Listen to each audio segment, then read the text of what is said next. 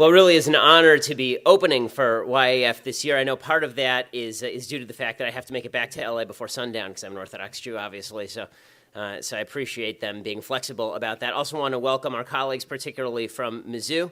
I feel bad for all of you, not just because you go there, but because the value of your college education has now been halved.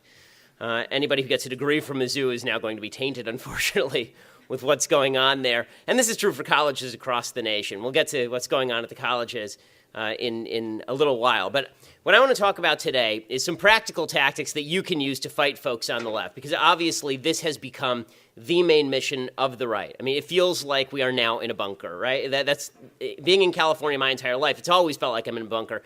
Being at UCLA was a bunker, Harvard Law was a bunker. But if you're on a university campus or you're headed to a campus, you're going to be in the bunker. And you have to have a bunker mentality. And what the left really seeks to do is silence you. This is all they really want out of life, is to just shut you up. And you can see it right now this just broke across the wires today, that at Amherst College, they've now asked the administration to literally punish people who put up posters that said on them the words free speech. They said if it says free speech on the poster, that is offensive. It's a microaggression, and therefore we want these people prosecuted.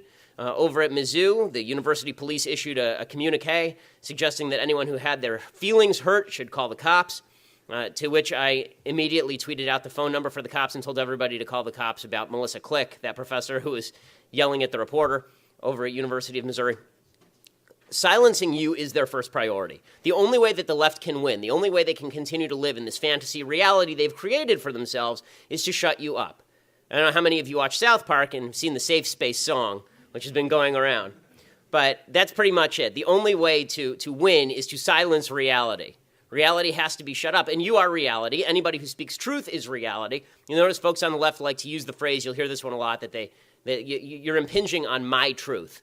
Well, as those of us who live in the real world know, there's no such thing as my truth or your truth. There is just the truth, right? It's either true or it's false. But in order for them to maintain the my truth idea of the universe, the truth has to be silenced. And so your job is to not be silent. So here are 10 rules for fighting the left. These are practical rules for debating folks on the left. I try to be practical because I know that you'll hear a lot of speeches about ideology and philosophy of conservatism, but there are fewer people who talk about the tactics and strategy you should use in dealing with folks on the left, and fewer still who will tell you actual practical strategies as opposed to how to discuss the politics of the issue. So here are practical strategies that you can use. The first strategy is more mentality. When you're in debate with somebody on the left, well, before I even get there, why should you debate somebody on the left? And when should you debate somebody on the left? The truth is, you shouldn't always debate people on the left. When you're on college campuses, there are really only a few reasons to debate anyone on the left in the first place. The first is that you are forced to under the rules of the classroom for some odd reason. The second is because they're serving you food, which is a high likelihood, and they're going to spit it in unless you talk politics with them. And the only other reason is if the person happens to be an honest leftist. You found the one honest leftist in America, congratulations, it's unlikely. So the only other reason that you should ever have a conversation or be friends with anyone on the left is, and not even be friends, is if you are in public in front of a large audience, and then your goal is to humiliate them as badly as possible. That is the goal of the conversation. The goal is not to convince the person. The goal is not to make friends with that person. If you want to make friends with the person, there's a whole different conversation you can have. But the conversations that are going to make the most difference on campus are the ones where you're in public in front of large groups of people or with a camera nearby, and your goal then is to make these people look as bad as possible, to unmask them before the world. That is the goal, which sounds harsh until you realize that that's what they're doing to you each and every day. That's what they're doing on CNN. That's what they're doing on MSNBC. That's what they're doing to all the Republican candidates. It's what they did in the first 3 debates were all about trying to make Republicans look bad, try to make conservatives look bad. That's the goal, to make you look like a bad person. You have to go in with the mentality that you're going to hit them first and you're going to hit them hard and they're not going to get up. And so that's the first lesson, okay? You don't wait to be hit. You don't wait to get aggressive. You assume from the outset that you're going to be aggressive. And then if you're a little over-aggressive, then you back off. But you go in aggressive. Better to be too aggressive at the outset than the opposite. And that takes us to the second rule, which is you must frame your opponent. Okay, this is something that people on the right don't like to do, because by nature we're sort of nice, gentle, easygoing folk with families and lives, and this is not our first priority. This is why the left wins. So, why did Mitt Romney lose in 2012? Right? This is a good example of framing your opponent. Why did Mitt Romney lose in 2012? Mitt Romney lost in 2012. He had bad computer programs. Orca died on him. He had various bad get-out-the-vote strategies. He made some boo-boos. The real reason that Mitt Romney lost in 2012 is because Mitt Romney basically characterized Barack Obama as a nice guy who was incompetent. And Barack Obama characterized Mitt Romney as an evil Darth Vader piece of human debris. Barack Obama basically said that Mitt Romney was the guy who would put dogs on the top of cars. Mitt Romney was the guy who was going to, in the words of Vice President Joe Biden, put y'all back in chains. Mitt Romney was the fellow who was going to specifically fire you so that a few years later you would lack health insurance and your wife would die of cancer. Right? That's who Mitt Romney was. Mitt Romney was a bad guy. Mitt Romney, and for those of us who are not leftists, this seems bizarre because Mitt Romney is actually one of the more vanilla people on planet Earth. But the implication, if you talk to folks on the left, the idea is that Mitt Romney was a bad man. He was a bad, mean man. And from the right, the perspective on Obama is that Obama, he wasn't really a bad, mean man. Obama was just a guy who's not very good at his job. So if you're just a voter and you don't know much about anything, and remember, always remember your audience. You're not talking to the leftist. You're talking to the people watching you talk to the leftist. Right? So those people, when they went into the ballot box to vote, they had to decide, do I vote for the guy who is mean but competent, or the guy who's really, really nice and has the best intentions at heart, but just isn't that great at his job? And people in the United States tend to vote for nice but incompetent over mean but competent any day of the week. So the goal of the left is to characterize you as mean and nasty and corrupt and evil. And you know this. If you talk to people on the left, the first thing on any topic that they will say is that you are a racist, a sexist, a bigot, or a homophobe. That's not an argument. That is a character attack. It's a character assault. They're saying you are a bad human being, and thus I can say whatever I want to you now. That's why the calls of white privilege are a character attack on you.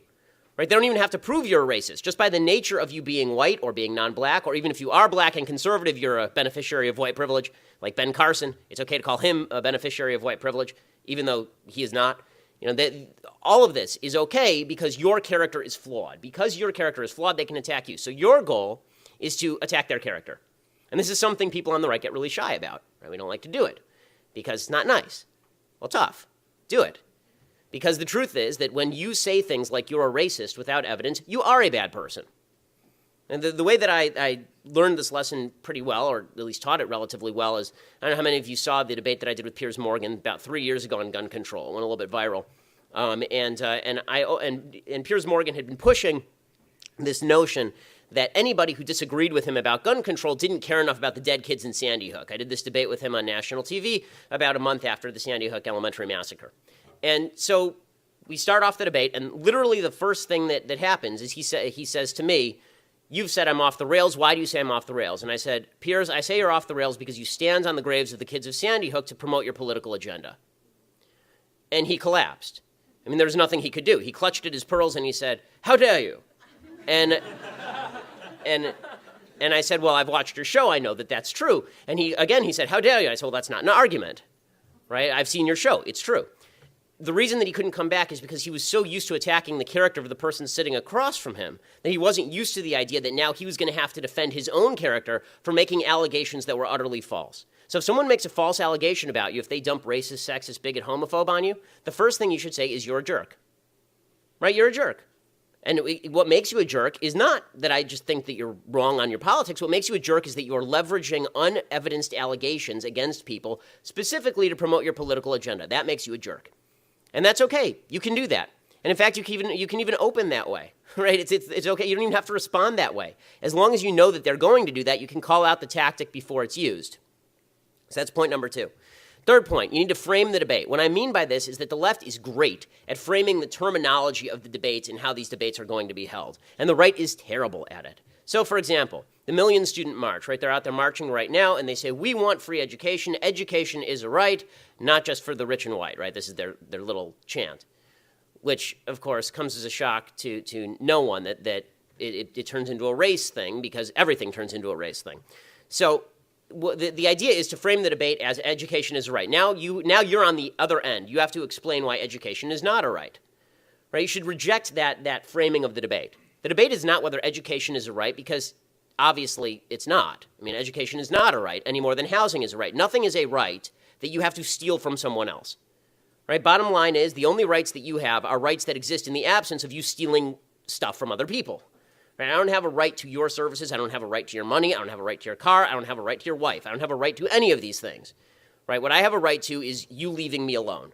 Right? But you don't even have to go there. Right? Once they say education is a right, people automatically, their minds, it's just the way the brain works, people go, rights are good. So rights are good, and they say education is a right. That means education is good. And you want to deprive these poor kids of education? Instead of arguing education is a right, you should ask a very basic question. Why is it okay for you to steal other people's money? What makes you morally superior that you get to steal other people's money? When you say you want a free education, what you're really saying is that you are owed my money, that you get to steal my money for your own lesbian dance theory major. And guess what? You don't. Your useless major in ancient Greek economics is of no concern to me. And not only that, you are a morally deficient human being. Remember, all of leftism is based on unearned moral superiority, them feeling like better people than you. You take that away from them, they've got nothing. So if you say to them, it is morally deficient to steal from people. It is morally deficient. I mean, this was actually my objection. How many of you did any of you see the Neil Cavuto debate yesterday? There's a girl from the Million Student March who's on Neil Cavuto, and she clearly had no idea how the economy works, or the English language, or fundamental punctuation, anything.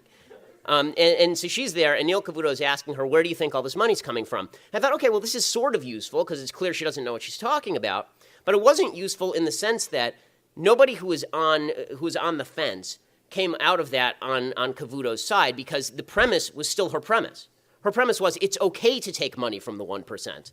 When people say, the 1% will pay for it, the answer shouldn't be, well, the 1% won't be able to afford it, because that's assuming their morality. It's okay to take money from the 1%. The answer should be, what makes you think it is okay to steal money from people, period? Do you just get to rob people's houses? Is this your thing? Right? You're allowed to ask that question. Okay, fourth point. You need to spot inconsistencies in the left's argument. The left rarely, if ever, they're getting actually more consistent now because they're coming out as the communists that they are. But usually, the left argues from a position of not full communism. It's actually harder in some ways to argue with Bernie Sanders than it is to argue with Hillary Clinton. It's pretty easy to argue with Hillary Clinton because she's wildly inconsistent.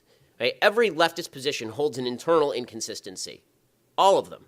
Because if they took it to the logical extreme, the left will never take its own positions to the logical extreme because their positions are so offensive and terrible to the vast majority of Americans.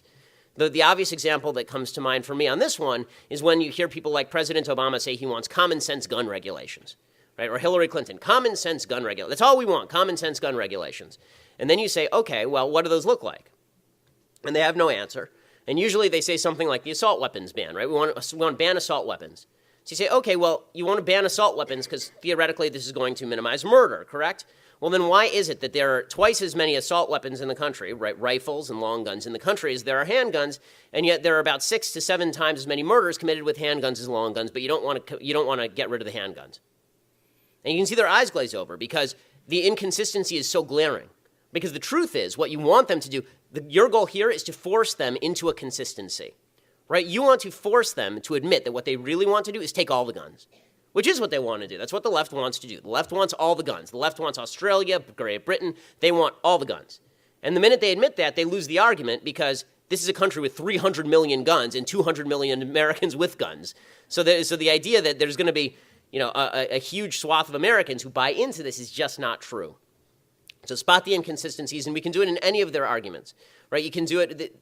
What Carly Fiorina did during the debates about Planned Parenthood was great because it shows the inconsistency of the left. They say they're pro-choice, and they say that it's a moderate position to be pro-choice. And then, honestly, I wish that she had actually just brought a picture of a baby at 27 weeks and said, Hillary Clinton wants to kill this, wants you to be able to kill this. Please explain why. Right, it's the inconsistency. You're pro-life, you're pro-children, but you're okay with killing this. Right, if you show them the inconsistencies in their positions, people resonate to arguments about hypocrisy, and the left are hypocrites unless they go full scale. And if they go full scale, they're extremists. Fifth point, you need to force them to answer questions. So when I say be aggressive, what that really means is asking them the questions. The left loves to ask questions, and it's usually questions like, why do you hate gay people? Right? It's always questions like, so you hate black people, right? Or how much do you, on a scale of 1 to 10, 10 being Ku Klux Klan and 1 being John Birch Society, how much do you hate black people? Right? And your job is to force them to answer questions about their own philosophy. Because the truth is, especially on campus, most people who consider themselves left actually aren't. They don't know what they're talking about. They've just bought into whatever they're hearing around them so they can go to all the cool kid parties and they can be part of the tolerant and diverse majority, right? They can be part of that free exchange of idea. And so it is vitally important to get them to answer questions, because at a certain point, either they will start to examine their own premises, or the people who are watching will start to examine the inconsistencies that they're seeing among these various positions. The sixth point: don't get distracted. So this still happens some, but a little bit less now since we're so many years away from Bush. The usual distraction tactic of the left was, if you said anything about Obama ever, the answer was, but Bush. They just start yelling it. It didn't matter what you were talking about. It didn't matter the topic. It would just they start yelling, and like Linda Blair in The Exorcist, green vomit would start flying out of their mouth, and they would just shout Bush over and over until they collapsed in a stupor. And then their fellows would clap and tell them they'd won the argument. So, and the right has an unfortunate tendency to follow people down rabbit holes. So Ted Cruz, who I love, I think Ted Cruz is a great candidate. I think that he has flaws as a candidate, but he's a very solid conservative. He did this the other night in the debate, and it is kind of his fault, since I know people who had told him not to do it. But he was asked very specific questions about his tax plan by Neil Cavuto. And he forgot that there was an audience, and he just started getting very specific about his tax plan. And even I, who am very into this stuff, my eyes glazed over and I was lost. When you're arguing with people on the left, it's even worse. What they will do is they'll throw out red herrings. Usually, the most common red herring you hear is gay marriage, always, because this is a topic on which the left feels comfortable. It doesn't matter what you're talking about. They will throw out either gay marriage or abortion or birth control, right? These are their favorites. So Hillary Clinton, anytime you say, we want smaller government, Hillary will say, well, except for abortion, let's talk about abortion, right? Which has nothing to do with anything, because I'm also in favor of big government for prosecution of murder. When it comes to criminal law, there's nothing wrong with a government enforcement of criminal law. That's the whole question on the table. But the idea here by the left is always, when they're in trouble, they distract. When they're in trouble, they throw something against the wall. It's okay for you to say, we'll get back to that issue later. If you want to discuss George W. Bush's record in Iraq and not Obama's with regard to ISIS, we can do that later. I'm happy to talk about that later. But why don't we actually talk about the guy who's in office? Let's talk about what's happening now. Like, we can also have a conversation about Woodrow Wilson's policies towards the Russian Revolution, but we'll save that for later, right? Well, let's talk about the topic that we're talking about right now. You have to pin them down. Because trying to argue with leftists, they stick and move. It's like trying to nail Jell-O to the wall. They're constantly just moving around. They're very slippery. Okay. The seventh point is, if you don't know something, you're allowed to admit it. You're allowed to admit it. So usually, leftists don't have a lot of facts in their tiny brains, but they usually have one. And it's usually one that you don't know, because it's completely irrelevant to anything. Right? It's some topic that they studied as their thesis in philosophy, their third-year philosophy thesis, and it's some minute point of leftist philosophy that you've never heard of, or it's some fact about colonialism that they're dragging up from a Howard Zinn book that they read 4 years ago, and you don't know what they're talking about. And it's okay for you to, instead of you trying to you don't have to know everything in the world. No one knows everything in the world. I mean, really. And so it's okay for you to say, I haven't heard about that. I'll check it out. After I confirm that, I'm happy to talk about that. But, I don't know enough about that to really have this conversation. It's perfectly okay to do this. This is actually a crucial mistake that so many presidential candidates make. Right? You see presidential candidates, and they feel like they have to answer every question that's asked to them. And so they'll say things that just get them in trouble. Right? Even in debate, they'll say things that get them in trouble. And Donald Trump did this when he was on with Hugh Hewitt.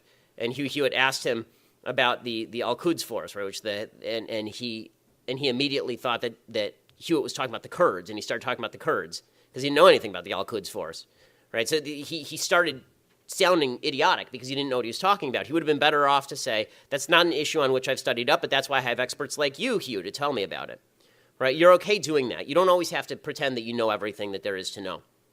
It's a good life rule. It's actually a really good marital rule as well. Eighth rule. Don't get sucked in by the paradigm. Okay, so many of us, we're right-wing, we're conservative, we're Republican, and we all love Reagan, for example, right? Love Reagan. Reagan's great. I love Reagan too.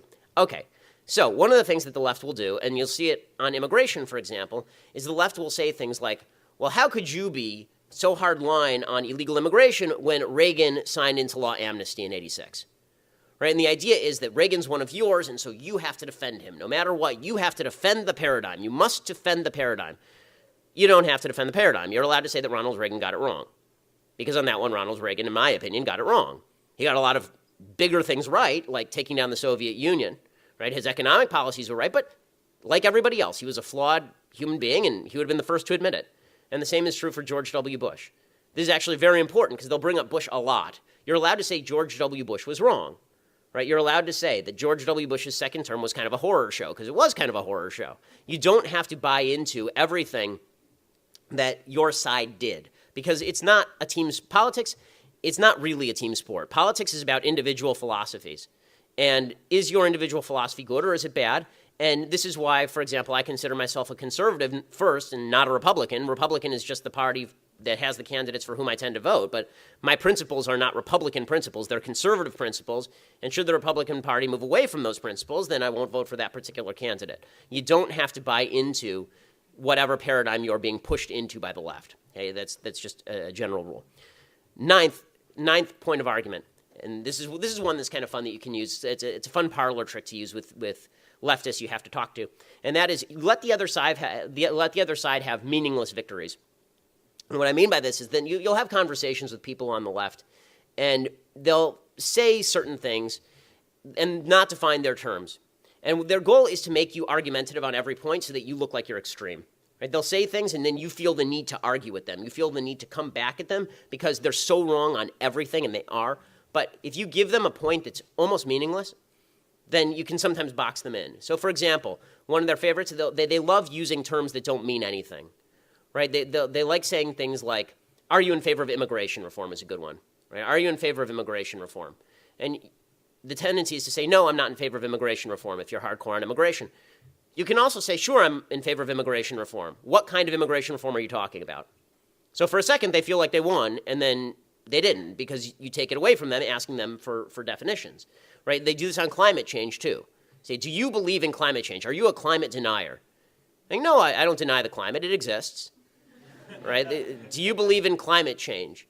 Well, yes. I mean, the climate changes. What are you talking about? Would you like to get more specific? Now, do you know, for example, what percentage of human activity is responsible for the rise in climate? Do you have any clue what we would have to do in order to minimize human activity so as to go back to the amounts of carbon that were being sent into the atmosphere before the industrial age? Is that something that you're willing to? How many people are you willing to let die? How many people are you willing to impoverish based on lack of carbon-based fuels?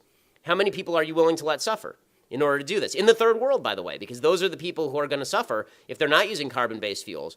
You know, people on the left are very fond. They have this kind of rosy picture of what it would be like to go back in time. They would still get to keep their iPhone, but they'd go back in time. If they really want to go back in time, there is a time machine on this planet. It's called an airplane. All you have to do is fly to the third world, and you just went back about 70 years in time. Right? And the fact is they don't want to live with that. So you're allowed to give them these kind of minor victories where you say, oh, yeah, sure, climate change. But then you hone in, right? Because they feel like they're on their home turf, and then you flip it on them, and it's a really fun little trick. Okay, final point when it comes to arguing with the left and defeating them. And this is body language really counts a lot. Body language is huge. Very few Republicans actually understand the necessities of body language. One of the reasons Marco Rubio is so popular right now is because his body language is tremendous. He's got really good body language. He's always very open. He's always very upbeat. He doesn't look like he's upset or angry up there. Well, Jeb Bush, by contrast, has the worst body language of any candidate in the field. Jeb Bush looks like Kermit the Frog in desperate need of laxatives. And whenever he's on the stage, it's just, he's so, I mean, his campaign slogan, honestly, his campaign slogan should be awkward, ! Because he's just so awkward up there. I mean, regardless of what you think of his policies, he is not good when he's on these debate stages. This is one of the things that Republicans need to understand, is that image actually matters. So today I'm dressed really poorly. Normally I dress a lot better. Didn't have time to get up to the nines today. But people, when I changed my haircut after I did the Piers Morgan interview, because there were a bunch of friends I had in Hollywood, and they said, your haircut's terrible, and you look like a college Republican president. No offense. And And so I actually had to pay a stylist to come in and redo my hair and redo my wardrobe because I was going to be on TV a lot. And this sounds stupid because it kind of is, and this is how America works also, right? The reason that Donald Trump is actually continuing to do well is because regardless of what you think of him, and my own take on him is that he's a buffoon, Donald Trump is great at TV. He is tremendous at TV because he spent years doing it, right? He spent years being on reality TV. He's fun to watch. If you just turn off the sound on a debate one time and watch the debate, the only one that you'll be watching is Trump, who and he's really amusing. I mean, I've described him as Fat Lion. Like, he kind of sits in his cave and you poke at him and you poke at him and nothing happens. And then you poke him one time too many and he saunters out and he kind of sways and then he eats your face. But Trump, he's got an image and he presents that image to the world. Everybody has an image they present to the world. And the left is better at this than the right. So the example that I typically like to use is back in 2008, Barack Obama. No, you should all be old enough to at least remember this, although you're probably kids because it's 7 years ago. Do you remember Barack Obama speaking at his DNC, and he comes out descending from the clouds? I mean, they literally had mist machines right across the stage, and he comes out descending from the clouds, and behind him is the Greek pantheon. You remember all of this? He's got the big Greek columns, and he's got 60,000 people in the stadium. They're all going nuts, and they're all taking pictures with their cell phones, and all is flashing. I mean, it's like a Jay-Z concert. It's unbelievable, and it's great. I mean, terrific TV. And then he gets up there and he says all of the nasty BS that we're used to hearing from him for the last 7 years, and he pretends that he's a good guy, and everybody buys into it because he's a celeb, right? And this makes sense because if you recall, the person who was doing his voiceovers was Tom Hanks, and he had an Oscar-winning director doing all of his videos, right? He really took this stuff seriously.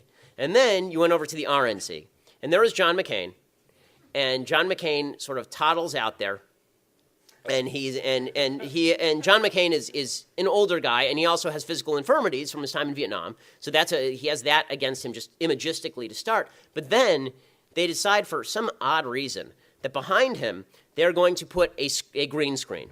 Not like a green screen like Lord of the Rings green screen. We're going to project something cool. There will be like military. We'll have pictures of him from his past and aircraft carriers and military imagery. No, we're just going to have a lime green screen on national television for 20 minutes while this old man talks into the microphone. It looked like he was going to shoot a pornography in the San Fernando Valley. And you contrast that with the magic of Obama, and there was no contrast. If you're just the person who's watching this on TV, it looks like one group has their stuff together and the other group totally does not. Okay, so this is true for you. There are certain imagistic things that you can do that are very easy. The biggest one is open body language, right? So no fists, none of this. We all tend to do it. Everybody does it. When you tense up during conversation, your voice tends to rise. Keep your voice low. This is actually what's driving Donald Trump insane right now is that Ben Carson is almost inaudible all the time. I mean, you have to check whether his microphone is on when his microphone is on. And so Trump, who is he's like a Spinal Tap 11 on the scale of 10, and Carson is just, I mean, he's so taciturn that it's impossible for Trump to handle him. He can't do anything about it, right? So you had Trump going nuts last night, like purely nuts. I mean, have you seen clips from his speech last night, Trump? He gets out from behind the podium and reenacts being stabbed in the belt. Yeah. It's wild. So he does that. He did that last night in Iowa after calling Iowan voters stupid for giving Ben Carson the lead. And then Ben Carson did what he does best, which is he ticked off Donald Trump beyond all human measure by saying that he would pray for Donald Trump. This is how imagistics and body image can be your friend. If Donald Trump is going to be aggressive, then you just be passive. We're just here to have a conversation. You can say the nastiest things and be super passive about it, and you can get away with it so long as your body language is not nasty and aggressive. So body language does matter. I mean, Bill Clinton was the master of body language for a variety of reasons, and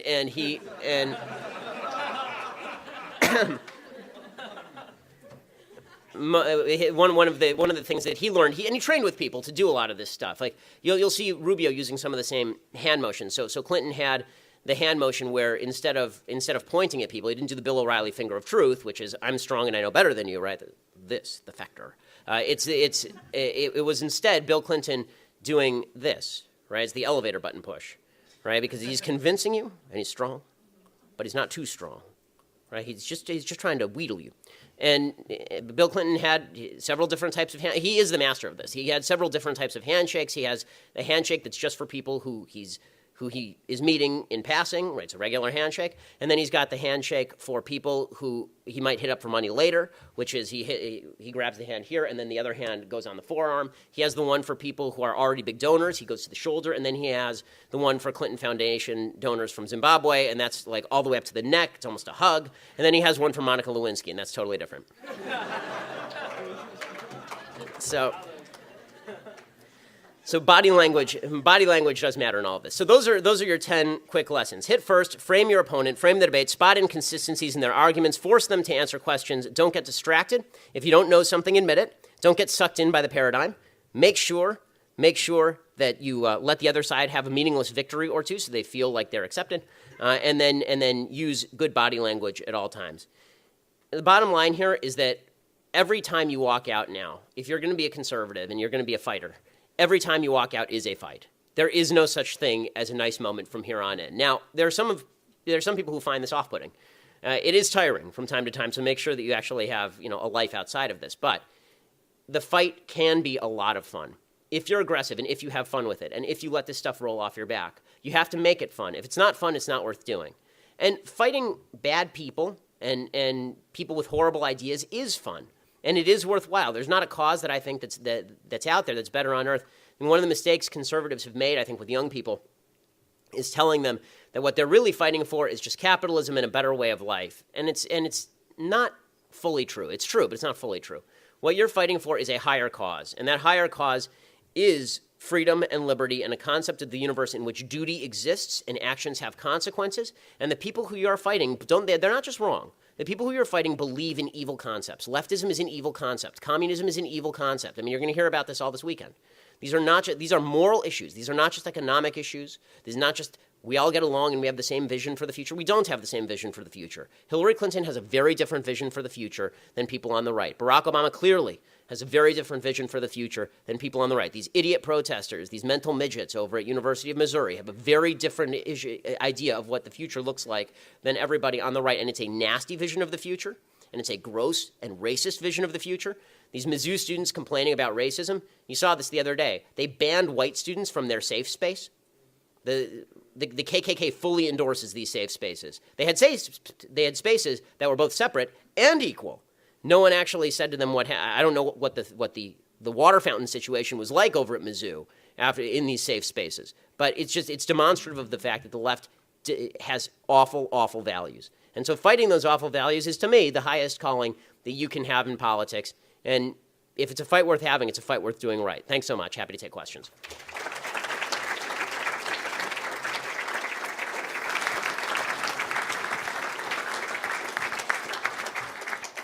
Please raise your hand if you have a question, and if you have a question, please also give your name and your school.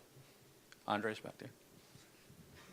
How's your son, and when will you resurrect your radio career? Well, the radio career never died, so I have a show on 870 in the mornings here, and then I have a podcast that I do online at Daily Wire every day.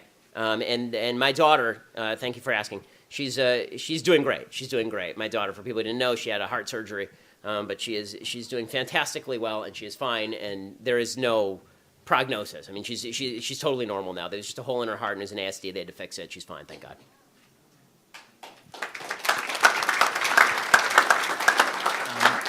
My name is Frank Prey, and I'm the chairman of the College Republicans at UNC.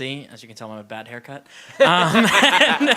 And my question for you is, how do we win the gay marriage debate, seeing as it seems almost like our movement has been entirely defeated on that debate? Okay. So how do we reframe that? This is a great question. So there's the gay marriage debate there are actually a few different aspects of the gay marriage debate. I think that the gay marriage debate was actually lost decades ago, as soon as people started saying that marriage was about love between two people and not about production and rearing of children. Because once you say marriage is about love between two people, okay, so it can be love between any two people, right? What I've been saying literally for years at this point is that the Republican Party conservatives ought to be arguing that the government should get completely out of the business of marriage. As an Orthodox Jew, I have two marital documents. I have my religious marital document, and I have my state marital document. My state marital document means nothing to me, absolutely nothing. I don't even remember the date on which it was issued. My Jewish marital document, my religious marital document, like most religious people, is the one that means something to me because it meant I could sleep with my wife. So the fact is that it's important. I think that the goal here should be, because what the left is going to do, what they are going to do is, and they are doing it in California, is they are now taking the gay marriage aspect of the law and using it to club into submission everyone who's religious. That's where this is going. So our goal should not even be to win. We can easily win the gay marriage debate on the social cultural level. I'm more worried about losing it on the governmental level. On the social cultural level, there are not that many gay people who want to get married in the United States. Most people are still straight. And that being the case, the case for marriage is a case that you need to be making on a personal level. But the debate that we're usually having is, what should the government do about it? My view is the government should get completely out of it, because the state has obviously done a terrible job at forwarding marriage. Even with all by the way, anybody who thinks it's a tax benefit to get married has never looked at their taxes. I mean, seriously, because now my wife's income is counted along with mine, so we get taxed in a higher tax bracket because we have combined income. So my view of it is that they try to make it into a moral issue. The state confers, and the state confers some sort of dignity. This is the Anthony Kennedy argument. And my argument has always been, if the state confers dignity on you, you're a sad, sad little person. Because I don't need the state to confer dignity on me. That's not, the state has nothing to say about my dignity or my relationship with my wife, and it shouldn't have. I thought their argument, I mean, talk about inconsistency. I thought their argument is that the state has no power to confer legitimacy on them. Right? Their whole argument is right to privacy. There's nothing private about the state conferring tax benefits. On a rational level also, the idea that you should get tax benefits for sleeping with a member of the same sex is idiotic. I just think that, what benefit has accrued to the state that you get a tax benefit for? Usually, in order for you to get a tax benefit, you have to do something that actually helps the economy or does something for the society at large. By the way, I feel this is why there's no cohabitation benefits. Right? The idea of marital benefits was only established because, really, it was established before birth control, and the idea was that if you got married, you were now going to be having sex. Chances were that you would have a kid, and kids are good for society. So that's sort of the argument in favor of traditional marriage generally, but I think the easier argument right now is get the government out of everything, because living in California and watching which way this debate has gone, I don't think that this is a winning debate for Republicans, at least not in the non-cultural sense.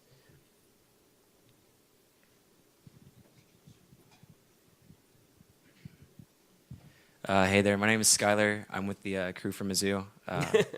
Yeah, we don't have really too good of a reputation right now, but we're trying to convince people that we're not a lost cause. And recently, our MSA vice president, she made a statement today condemning freedom of speech. Mm-hmm. We want to know, what would you do? What is your first step in combating that? Making a statement, or? I mean, I think that obviously you should speak out. I think that you should put posters up. You should have free speech rallies. I think there's plenty of support for you guys nationwide right now. If you were to open a GoFundMe and say you want to start a free speech movement on campus, you probably raise $1 million overnight. I mean, there's that much support for free speech on campuses. I also think that you should push for you should start a rally, and you should push for the new president of the university who just came out in favor of this movement. You should push for him to resign based on his microaggression against free speech in you. You should have rallies pushing for his resignation. You should push for all the administrators to resign. You should push for Melissa Click to be fired. You should put this is the professor who tried to shut down the reporter over there. You should push for that associate dean of housing, or Greek life is what it was. Push for her to be fired. You should go for scalps. The left uses all these tactics and they win, and we should use the same tactics against them. I think the fear of God should be put into the left. They've been living on borrowed time for a very long time here. And there's part of me that looks at the campuses and says, great, let them burn each other down. I mean, these are all the same people who are it's kind of funny. Leftist revolutionaries are always eating themselves. Eventually the Leninists eat the Trotskyites. And that's sort of what's happening on campus. It's 2 generations ago, these are the same people who took over the buildings, and now they're being taken out like Robespierre and executed in the public square. And there's something humorous about that, and I have to admit I'm enjoying it mildly. But if you actually want to save the universities and not just watch them burn like the Joker in The Dark Knight, just watch them burn, then use their tactics against them. You should we should have mass movements to force professors and administrators to resign based on their violations of free speech. We should have a movement inside the state of Missouri to cut off funding to the University of Missouri based on their violations of the First Amendment. I'll bet that you could get a state legislator to sponsor that. I'll bet that you could probably get. I'll bet University of Mizzou takes federal cash. I'll bet that you could get. In fact, talk to me. Everybody, here's my email address. Okay, if you have any ideas, my email address is bshapiro@dailywire.com. email me, because what I would like to do, actually, I mean, now that we're thinking about it, is it would be fun to get, Senator Cruz to sponsor a resolution in the Senate to withdraw funding from federally funded programs at the University of Missouri based on their violations of the First Amendment.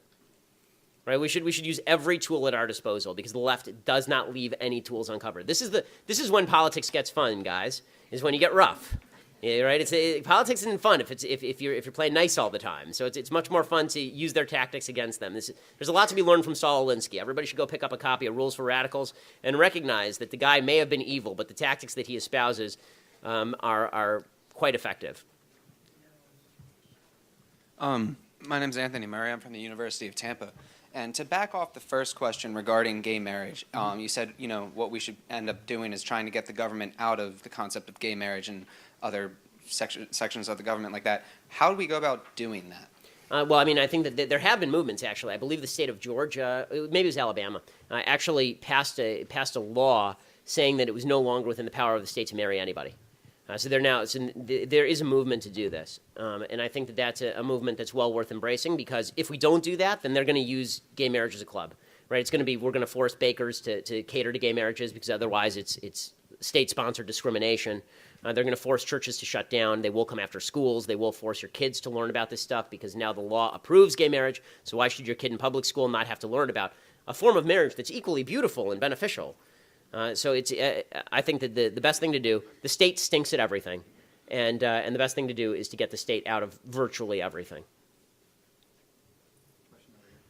Hi, thank you so much for coming. I was seriously so excited that you were coming. Just wanted to thank you for that. Oh, I'm thanks. so glad that your daughter's doing well. Thank you. My question for you is, I run a conservative social media account. I have probably roughly around 10,000 followers, and every single day I get slaughtered with the onslaught of insults like you were talking about. But one I don't know how to combat is this crazy, insane movement of being able to pick your gender and decide that. And I don't know how to reply to that. I don't know how to say, you're insane, that's it.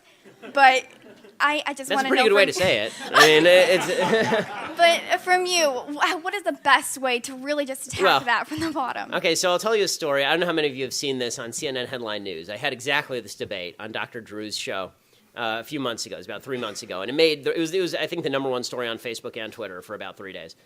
Because this is why they don't have me on CNN that often. They were talking about Caitlyn Jenner. And the question of the day was why Caitlyn Jenner should or should not receive the ESPN Courage Award. Because, as we all know, the courage to have a boob job, make millions of dollars off of it, have a mental illness that's exploited by television cameras is exactly the same as the courage it took for men to get off boats at the beaches of Normandy on D-Day. I mean, courage is courage, guys. They had me on this. They had me on this show, and they decided that they were going to seat me directly next to a transgender woman, meaning a man who is delusional and thinks he's a woman. And so I'm sitting next to this dude whose name is Zoe Tur. His former name is Bob Tur, and he's sitting next to me, and this topic comes up. And what I said, they were going around discussing whether or not Caitlyn Jenner was courageous or not courageous. And finally, I just said, I don't understand why we're all humoring mass delusion. Why is the public humoring a delusion? It's not kind to the mentally ill. It's terrible for the mentally ill. As somebody whose grandfather was schizophrenic, it would have been really, really quite terrible if the entire society had said to him, you know what, Nate, you're totally right. The radio is talking to you. Right? It wouldn't have been beneficial to him. It was much more beneficial to him that he was institutionalized, given lithium, and then healed, basically, and was able to live a decent life. The idea that transgender surgery accomplishes anything for people who are quote-unquote transgender is nonsense. The suicide rates are precisely the same before and after the surgery, and they are both in excess of 40%, which is unbelievably high. The idea that society is responsible for transgender suicide is absolute garbage. It is not true. Okay, the fact is that even they've done polls of this. There was a poll from the Anderson School at UCLA, and they found that even transgender people who say they're not questioned about being transgendered, they have exactly the same rate of suicidality, meaning that this is a mental illness, because that rate of suicidality is so far beyond anything that has ever been experienced in any population of humans ever. Seriously, the only comparable rate of suicide to the transgender community today is Jews living under Nazi German rule. That is the only time in human history that there has been that rate of suicide. So I promise you, transgenders are not being treated like Jews under Nazi German rule, so it clearly is not societal impact that is making people suicidal. what's making people suicidal is that this is a mental illness, and it is barbaric to suggest that a man can become a woman and a woman can become a man with a snip of the knife. It's horrifying, and it is mutilation, and it is brutal. And the people who are pushing this have no sympathy for the people who are actually suffering from it. They're forwarding mental illness. They're forwarding mental illness to kids because they want to teach this to children now. And this is one where you're on. I mean, these people. It is unbelievable to me that the left suggests that we're the party of anti-science. Okay, they are the party of vaccines are bad and men can magically become women through some magic man-to-woman machine. Right? It's such utter nonsense. Every cell of Caitlyn Jenner's body has a Y chromosome, except ironically for his sperm cells. Right? So the idea that these are women is just it's utter tripe. And I have to say I am enjoying a little bit how the transgender movement is destroying feminism. That's kind of fun, because the feminists have always argued that men and women are inherently different. Right? Men and women have a beautiful, unique thing to bring to the world. And then, of course, they say a bunch of other crap. But that's the part what they say is true. And now they're saying, but transgenderism says that men and women are exactly the same and can randomly shift. It's weird to hear Hillary Clinton, for example, say, Caitlyn Jenner is a beautiful, lovely woman, and then in the same sentence say, and we need a woman president. It's like, well, that's kind of weird. Why? If men and women are exactly the same, then why do we need a woman president? Right? Men and women are exactly the same. So if Barack Obama, without any changes to himself, but if Obama really wanted to jack her in this election, he would do that. He'd come out 2 days before the election and he'd say, I'm the first woman president. Right? And change nothing about himself, right? Because transgenderism suggests you don't have to make physical changes, you don't have to change your dress, you don't have to change anything. Right? If you just decide one day that if Charles Bronson one day decided to saunter on in, take off his gun belt, and mosey on in and sashay on in to the ladies' restroom for a little sitsy on the toilet, then he would be a woman. This is the way that this is. What I love about this particular debate is I think enough Americans are not insane that they will buy the argument that a man is a man and a woman is a woman, considering they have known this since they were small children. My daughter's 21 months old, and she can tell the difference between boys and girls. You have to be college educated to be this stupid.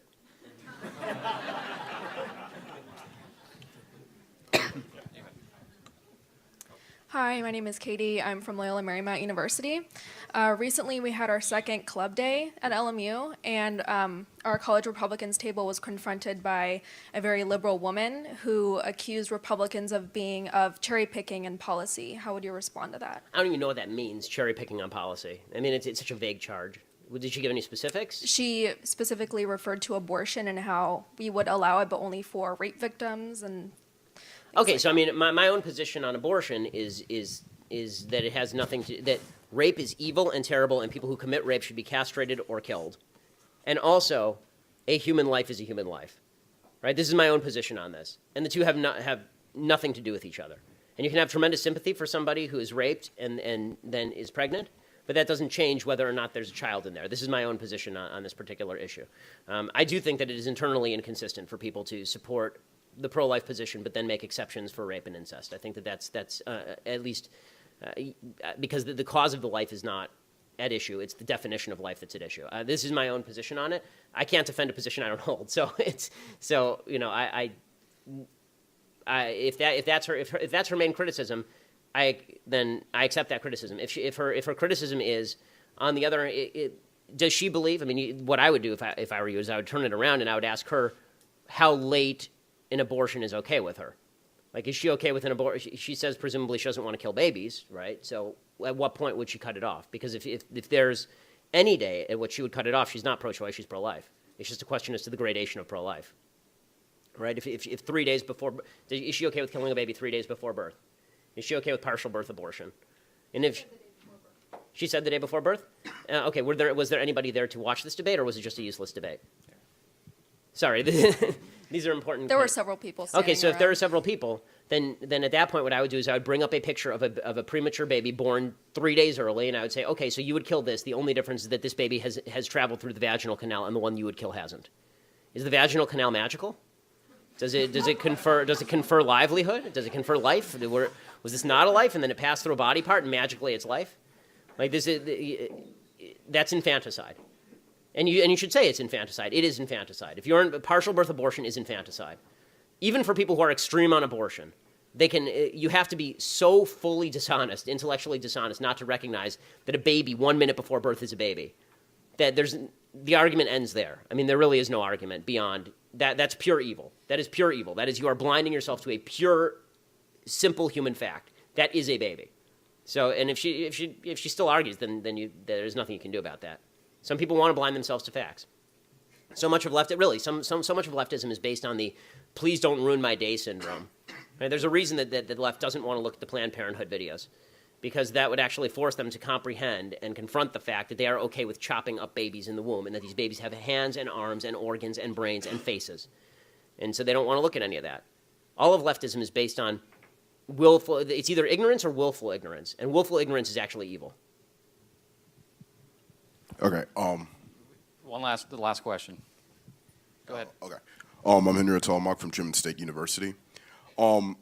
Please don't misconstrue what I'm saying by any chance. I don't completely agree with what's happening down in Mizzou. The way they went about it, I'm not saying that I agree with it. But I'm a bit lost by when you say that the vision isn't, you said it's... not the same as the conservative vision. Yeah, I understand that. But when you say that it's not right, do you mean by bring up the facts and points that's been going on in Mizzou is wrong, or the way No. they went about it is wrong? Okay, so it depends on. So there's a couple things that's wrong with what the kids are doing at Mizzou. One is that their goal is wrong. Ousting administrators who are actually doing everything that they legally could to stop what was going on, which is what happened. I mean, if you actually look at the individual cases, that's wrong. You don't oust people. You don't indict the entire system for individual acts of evil. Right? By that standard, you call for the impeachment of President Obama because something racist happened at Mizzou. Right? Obama's the head of America. Right? So that's number one. Number two, the way that they have been approaching this, not only by calling for firings of people who actually didn't do anything, but also by setting up black-only safe space, right? I mean, that's self-segregation. That's wrong. Beyond that, the race hoaxing that is happening, the exaggeration of what's happening on campus is utterly beyond me. And what I mean by that is that we've seen multiple cases in Mizzou of things that have been race hoax. So, for example, the president of the student body there, the student student government. That guy's name is Peyton Head. Peyton Head was the originator of the. I was walking along campus and a bunch of white guys drove by in a truck and yelled the N-word at me, right? Which, if it's true, is horrible. Obviously, they didn't investigate. He didn't even make a police report. First of all, if you want people to actually take you seriously, you need to make a police report and you need to report it so there can be an investigation. Otherwise, we're ghost hunting. Otherwise, we're just. I like solutions to problems, and okay, so that's number one. His statement that this is happening provided no possible solution because he couldn't track down the people. He gave no information. He didn't make a police report. And in fact, when a similar group of students did make a police report about a drunk white guy, the administration tracked down the drunk white guy and moved him off campus, and he's now in the process of possibly being expelled. So when you present evidence, then there will actually be ramifications to that. He didn't. The same guy said 2 days ago that the KKK had been spotted on campus. Needless to say, the KKK had not been spotted on campus because the KKK has not been a major force in American life for a very long time. And they weren't filming Birth of a Nation. The exaggeration that has attended so much of what's going on, the idea that microaggressions, what they're calling microaggressions, are something that ought to be fought against by the administration, to me is actually nasty. Okay, I'll tell you why. The term microaggression, there are a couple of things that the Mizzou students have been saying that are stupid. Okay, the white privilege point is stupid because the idea that just because you're white, you have some inherent privilege in American society, it's just not true. It depends on who the white person is. Right? There are more white people on welfare than there are black people on welfare. The fact is that Colin Powell's son has it a hell of a lot better than any of the people who are growing up in Appalachia, right? And so to suggest that there is a universal white privilege that attaches to you because you're a white person, the truth is I can make a pretty strong counter-argument that there is a black privilege that attaches to programs like affirmative action and subprime housing and the EEOC's specific employment policies, right? Because when I got into UCLA, I had to have a higher score as a Jewish kid than some black people had to have getting into UCLA because there are quasi-affirmative action programs at UCLA. So that's number one. Number two, they've been talking about microaggressions. Microaggression is actually white privilege is basically shut up, you're white, you don't get to talk because you're white. And if you deny white privilege, that's just proof of your white privilege, which is incredibly Orwellian. Microaggression, which is the other thing they argue about, is they say that I have been microaggressed. If I find something insulting, you don't even have to intend it to be insulting, Right now, everything that I'm saying, I don't intend it to be insulting, clearly, but if you're insulted by it, I have microaggressed you. And what they want, and all these kids on campus want, and this is the dangerous part, is they want to be able to pull a gun on somebody who microaggresses. Okay, microaggression, the term itself is horrible. It's not a micro-insult. It's not even a mistaken insult. It's an aggression, right? How do you meet aggression? I'm a dude. Someone aggresses me, I punch them, right? If somebody touches me or punches me, I hit back. That's aggression is met with aggression in civilization, right? To suggest that words are aggression and thus must be met with the students being banned from campus or the police being called for hurtful or hateful feelings, their agenda is wrong. They're exaggerating the facts of the case, and they're not even, and in some cases they're outright lying. The hunger striker is outright lying. Jonathan Butler, the kid who supposedly was hit by a car by the president, it's on tape. He ran into the car. He literally runs into the car. You can see it. The car is moving backwards. He starts following the car. The car reverses and moves about 6 inches forward, and he proceeds to bump into it about this hard. That's seriously, you can watch the tape. It's amazing. And then he claimed that he proceeded to claim that he had been aggressed by the president. The president apologized because he's a huge lefty pansy. This is the reason why leftists only try this garbage on leftist university campuses, because leftists are pansies and they surrender to other lefties. Right? They tried this with a right wing. If they tried Mitch Daniels, right, at Purdue, they tried this there, he would shut this down in a New York minute. So they don't want the same things. They lie about these cases, and then they suggest that you're a racist if you disagree with them. Okay, the black students at Mizzou who are doing this, and it's not all black students, the black students who are doing this at Mizzou said they took their lead from what was happening in Ferguson, Missouri. Ferguson, Missouri was a lie. Michael Brown, according to Eric Holder's Department of Justice, Eric Holder is a racist, and Eric Holder's Department of Justice found that Michael Brown was justifiably shot. Right, that Michael Brown was shot for good reason because he tried to grab a gun off a cop, assaulted the cop, punched him in the face, tried to run, turned around, then charged the cop, according to the testimony of multiple witnesses, all of whom were black. Right, and they say, well, the protest movement that started in Ferguson, we brought it to Mizzou. Okay, first of all, the idea that if universities are such racist places of racism and sexism and rape, they're all hotbeds of all of these things, there's only one group in America that ought to be blamed, and it's the left, because there hasn't been a Republican in a position of power on a university campus since Woodrow Wilson was president. So that is my short take on what's going on University of Mizzou. Thanks so much.